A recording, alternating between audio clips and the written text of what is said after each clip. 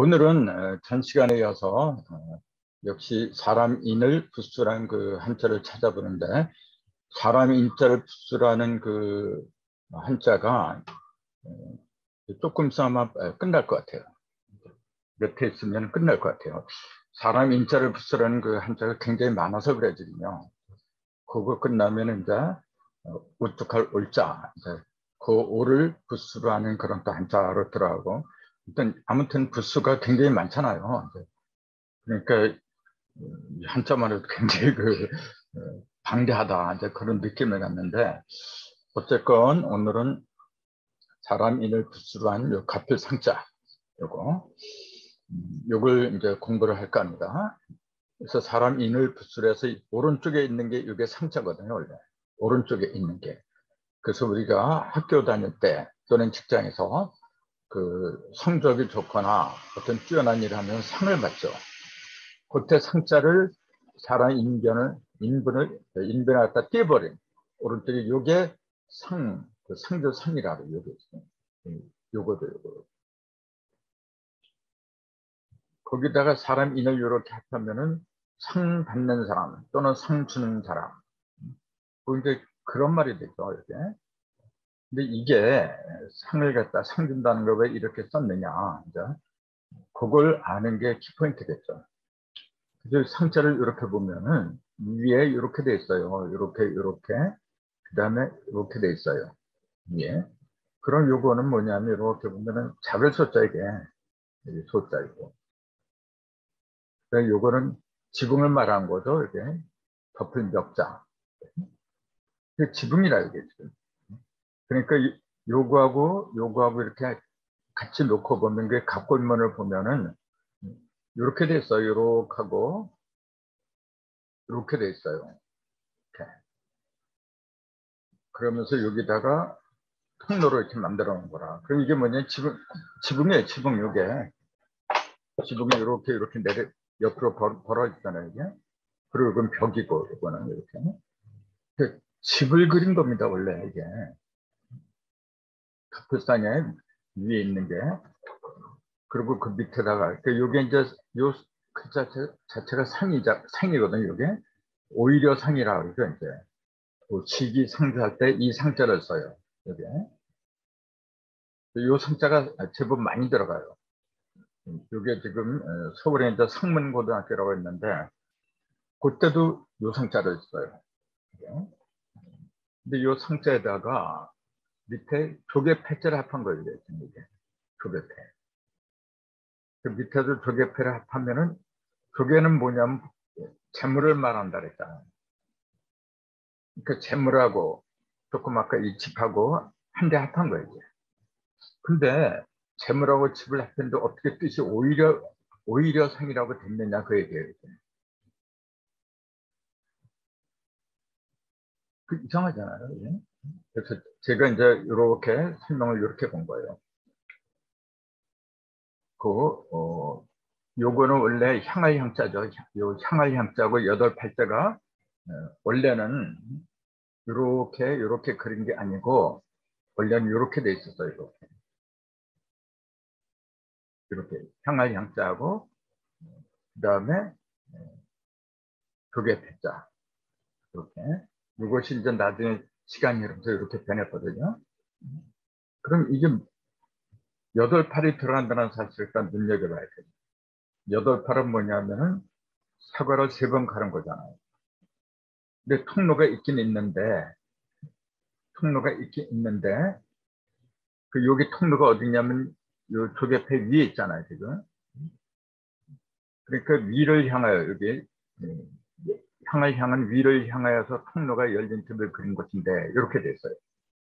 통로가 위에 조개패자 위로 있으니까 위를 향하여 통로가 열린 틈을 그린 것인데, 좌우로 지붕이 이렇게 두 개로 이렇게 나눠졌다는 얘기죠. 이렇게. 네. 지붕이 나눠져서 비록 작은 지붕처럼 보이지만, 요것도 이제 사과름비로 보면 한 번, 두 번, 세 번 가는 거예요, 이게. 그 다음에 이게 이제 벽면을 말한 거, 이제 통로를 말했다.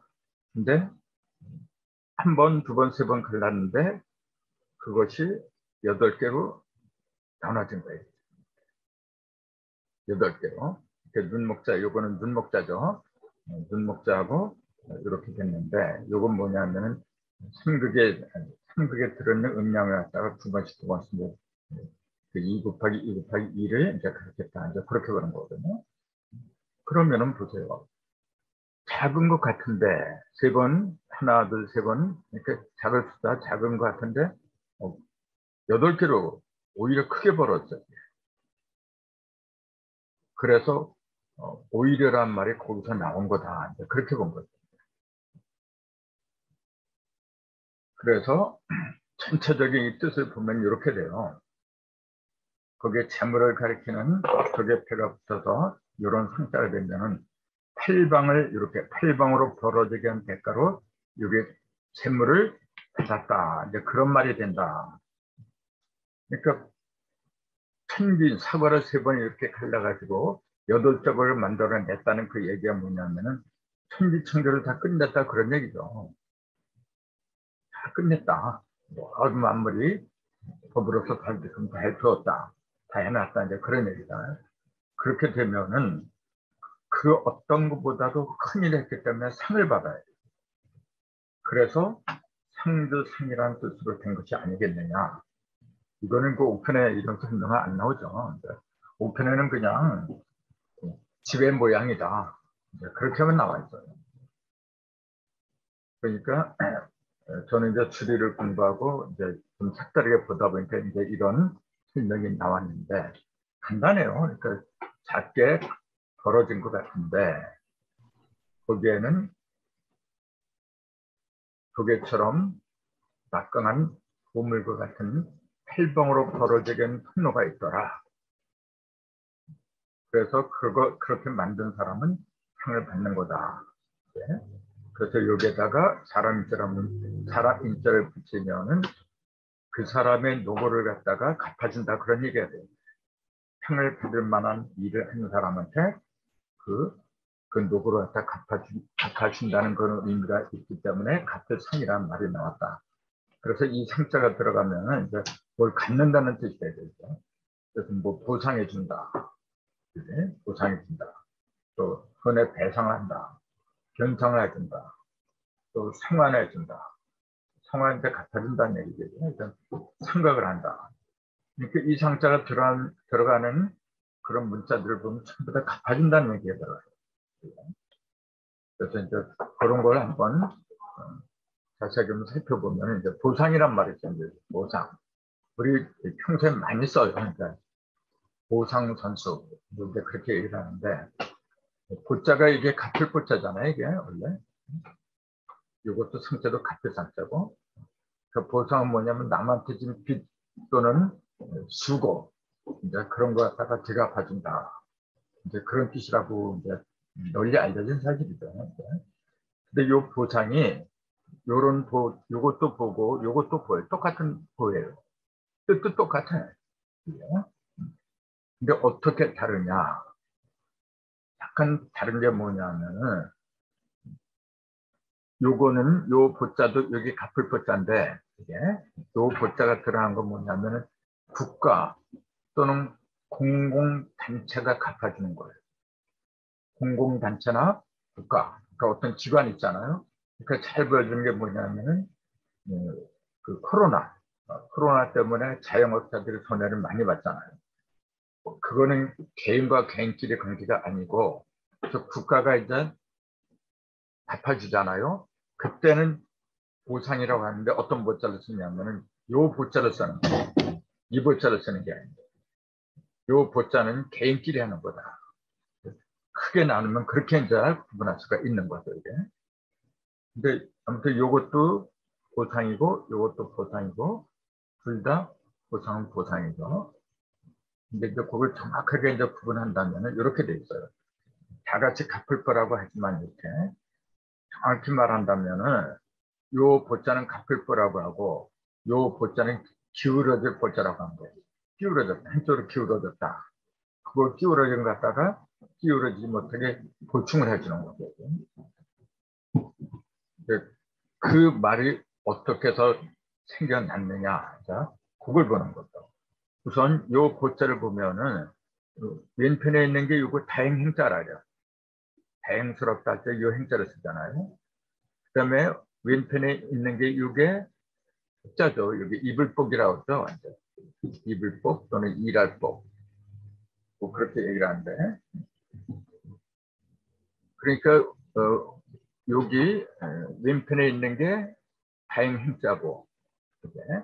그다음에 요거는 다스릴복 또는 일할복 이렇게 되어 있는데 요 다행행자 있잖아요. 요걸 우리는 좀 이렇게 쓰고 있잖아요. 이렇게 하고 이렇게 쓰고 있어요. 이렇게 쓰는데 이게 다행행이라 하잖아요. 그러니까 그 뜻으로만 본다면은 굉장히 다행스럽고 어떤 그 긍정적인 그런 이미지를 갖다가 그 뜻하는 걸로 이렇게 보이는데 원래 이 다행행자는 매우 진짜에서 왔어요. 매우 진짜. 매우 진짜가 이렇게 돼 있잖아요. 이렇게. 거기다가 매우 진짜 요거잖아요. 거기다 한자로 이렇게 한 거예요. 그냥 이렇게. 그러면은 매우 진짜하고 상당히 유사하거든요. 이게. 맵다는 얘기는 뭐냐면은 별로 안 좋은 거잖아요. 맵다는 거. 요게 이제 갑골문을 보면은 근래는 양손을 수갑으로 묶은 상태예요. 요게 양손을 그 양손을 이렇게 수갑으로 묶어서 벽에 고정해 놓은 쇠사슬을 그린 문자였으니 이게 무슨 말이냐면은 심자의 일부분 있잖아요. 그러니까 이게 이제 다행행자고 심자는 그냥 이렇게만 쓰는 거잖아요. 이렇게. 요거나 똑같이 윗부분 뭘 가리켰느냐 하면은 수갑을 그린 거예요. 여기는 좀 흑토자 이렇게 돼 있는데 이게 원래 수갑을 그린 문자였어요. 그다음에 밑에 있는 거 밑에는 요거는 그냥 쇠사슬 그린 거 그려놨어요. 갑골문에 보면은 그렇게 그림이 그려졌어요. 위에는 양손을 다 수감으로 묶어놓고 밑에는 도망가지 못하게 쇠사슬로 묶어놓은 그림이 있더라고요. 그러니까 이거는 뭐냐면은 여기는 죄인이라는데 죄인이나 또는 적의 포로 있잖아요. 적군을 포로로 잡아갖고 도망가지 못하게 그렇게 묶어놓은 상태를 갖다가 가리키는 겁니다. 그래서 맵다는 말이 뭐냐면 그래서 나온 거예요. 근데 그것이 어떻게 엉뚱하게 다행행이라는 전혀 반대잖아요. 이게. 왜 이렇게 되었느냐 하면은 이게 요 문자를 그 어떤 사람을 기준으로서 만들었느냐면은 죄수들을 갖다가 그렇게 억울하게 그 손에 묶이고 수갑에 치고 그런 사람을 기준한 게 아니고 그 다스리는 사람들 있잖아요. 돈 있는 사람들 그 사람들 입장에서 보면은 저놈들을 도망가지 못하게 묶어놨기 때문에 도망가서 대부분이 잡힌 사람들이거든요. 다행이다 그런 얘기예요. 도망가는 놈을 잡았기 때문에 진짜 다행이다 해서 다행 행처로 나왔다. 그게 옥편의 설명이에요. 그러니까 이렇게 돼 있잖아요. 도망하는 죄인이나 노비를 잡은 상전의 입장을 대변한 것이라는 게 이게 사전의 설명이에요. 근데 이제 저는 이제 이렇게 보는 거예요. 문자대로 본다면은 이게 이렇게 돼 있어요.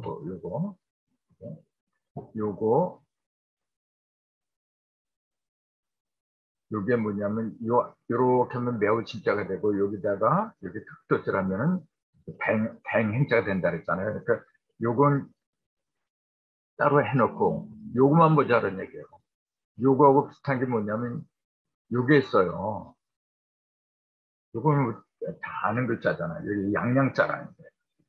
양양자인데 여기서는 하나, 둘, 세 개를 하나로 뺐잖아요. 근데 여기서는 하나, 둘만 뺀 거예요. 그리고 여기 뿌리라 그러는데 이제 소사나 초자죠. 이게 풀초자 또는 소사나 초자 그러는데 요건 양양자예요. 이건 뭐 다 할 거예요. 근데 이것도 글자라는 거 몰라요.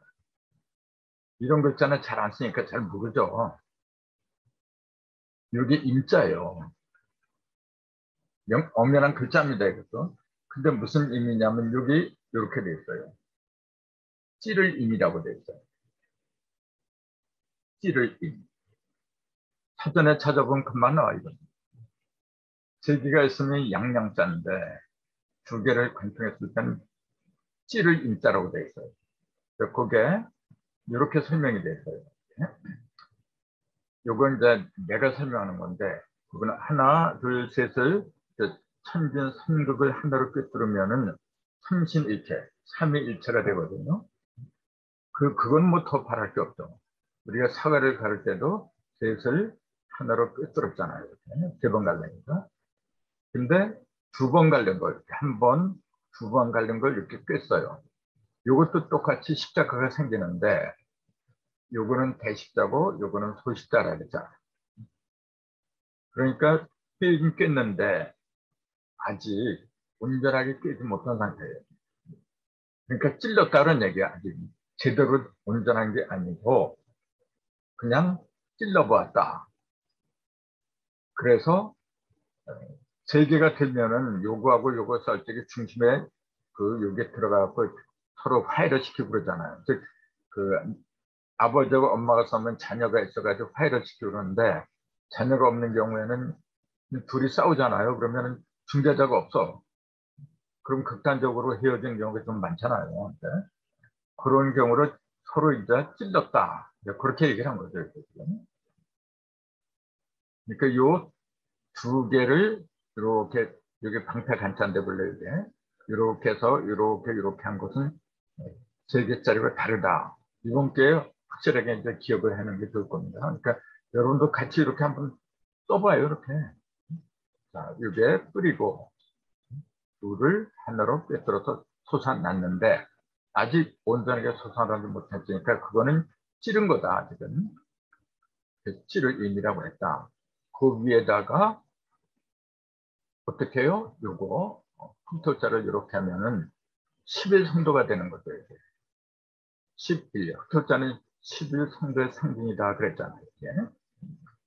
그러니까 비록 세 개를 하나로 꿰지 못했어도 두 개만 꿰어도 11성도가 되면은 그건 다행이다 그런 얘기죠. 서로가 찌르다가 서로 원수가 되고 찌르다가 그래도 11성도까지 이른다면은 그거야말로 불행 중 다행이죠. 그래서 다행행이라고 한 게 아닌가.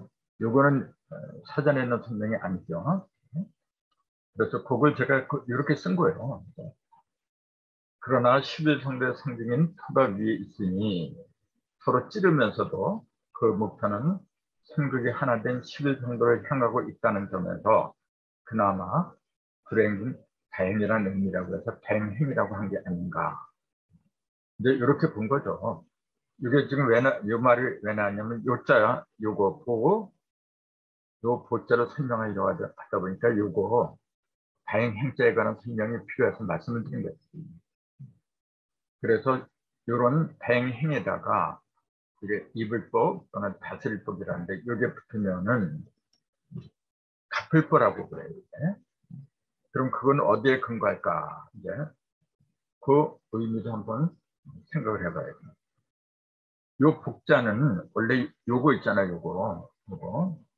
요거 갖다 엄이라 하죠. 이제 불바이 엄 그렇게 보통 이야기를 하는데 짐승의 가죽을 그린 문자라고도 그러고 벼랑 엄, 불바이 엄, 기슬검 여러 가지를 써요. 근데 요 엄자에다가 요걸 집어넣은 거예요. 이렇게 하면 이제 반대한다고 하는데 반자가 되는데 이렇게 하면서 이렇게 이제 이어지면은 복자가 되고요. 그게 상당히 비슷해져 혼동할 가능성이 있는데 요거는 뭐냐면은 이게 짐승의 가죽을 요거는 손으로 다 이렇게 다루는 겁니다. 원래 이게 오른손 우라 그랬잖아요. 그래서 짐승을 부드럽게 이제 짐승의 가죽을 요게 짐승의 가죽도 된다 그랬잖아요. 짐승의 가죽을 부드럽게 이렇게 다룬다고 해서 다룰 법자 또는 다스릴 법자 그런 의미가 붙은 거죠.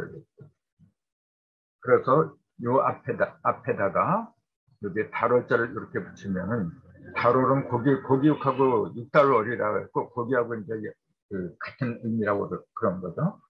그러니까 우리의 몸, 우리의 그 살을 갖다가 다루는 것이다 해서 옷복이라도 의복할 때 복자를 이렇게 쓰죠. 그런 뜻이 이 문자 속에 들어있더라.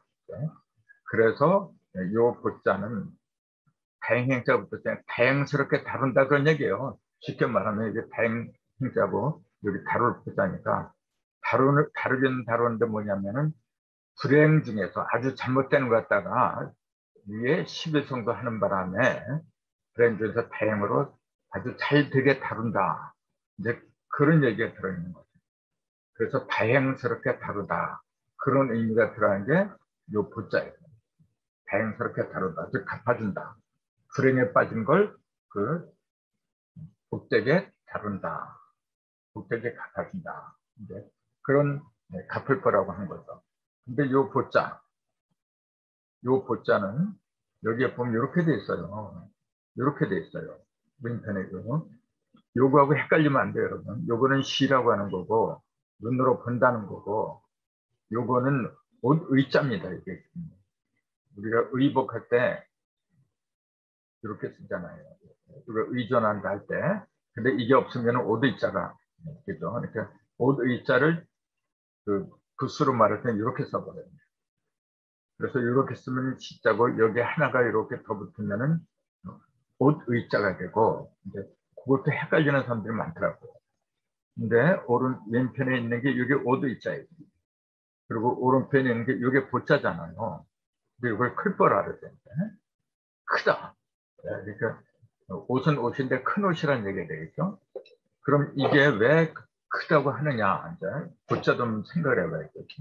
이렇게 하고 이렇게 하고 여기다 점을 찍은 게 보자죠. 만약 여기다가 삼수변을 이렇게 하면은 이게 영등포 또 무슨 포 하는 포구를 가리키는 거죠. 이게. 큰 물이 이렇게 들어오는 커다란 어떤 그 물이 들어오고 나가는 커다란 출입구야 이게 지금 이게 그걸 포구라 그래요. 이게 요때도 클포자예요. 이게. 물이 들어오는 클포자 이렇게. 근데 이게 왜 크다고 하냐면은 열십자가 들어가서 그래요. 열십자가 들어가고 이게 뭐냐면 쓸용자죠. 칩을 쓴다는 얘기입니다. 이게 지금 이렇게 하면은 원래 이렇게 쓸용자는 이렇게 하는 거죠. 이렇게. 근데 그 위에다가 열십을 이렇게 붙인 거예요. 그러니까 10을 쓴다 그러니까 크게 쓴다는 얘기죠. 그래서 클 보자가 됐고 삼수변을 잡으면 큰 폭이다. 큰 물이 들어온 것이다. 그런 뜻으로. 그래서 이 보자가 들어가면 크다는 얘기예요. 아까 이 보자는 뭐냐면 다행행자에다가 달을 보자. 그러니까 잘못하면 큰일 불행에 빠지는 걸 다행스럽게 건져냈다. 그런 뜻이 있다면은 요거는 뭐냐면은 옷을 크게 했다는 얘기예요. 옷을 크게 했단 말이 무슨 말이냐면은 옷이 한쪽으로 찢어졌거나 기울어졌거나 그렇게 되면은 그건 아무리 큰 옷이라고 해도 작은 옷이죠. 그건 기울어지는 옷이죠. 그래서 여기 아까 열십자가 이렇게 들어갔다 그랬잖아요. 이게 열십을 쓴다는 얘기. 열십은 온전한 걸 말하는 거죠. 그리고 여기에서 말하는 큰 옷, 클보라고 하는 건 뭐냐면 온전함을 상징한다. 그렇게 보면 돼요. 그냥 어떤 부피가, 덩치가 크다 그런 게 아니고 열십, 10이라는 숫자는 온전한 숫자잖아요. 그 온전함에 이르게 하는 그런 의미가 들어있다는 거죠. 이제. 그래서 한쪽으로 기울어진 거 갖다가 다 펼치게 이렇게. 그래서 옷 의변은 이렇게 일그렸던 건 뭐냐면은 옷은 어느 한 구석으로 이렇게 기울어지면 안 되는 거죠. 그래서 이게 요 보자는 주로 그래서 어디에 쓰느냐 하면은 그 어느 한쪽이 모자라고 어느 한쪽이 많이 남고 요걸 갖다가 부족한 거 키우려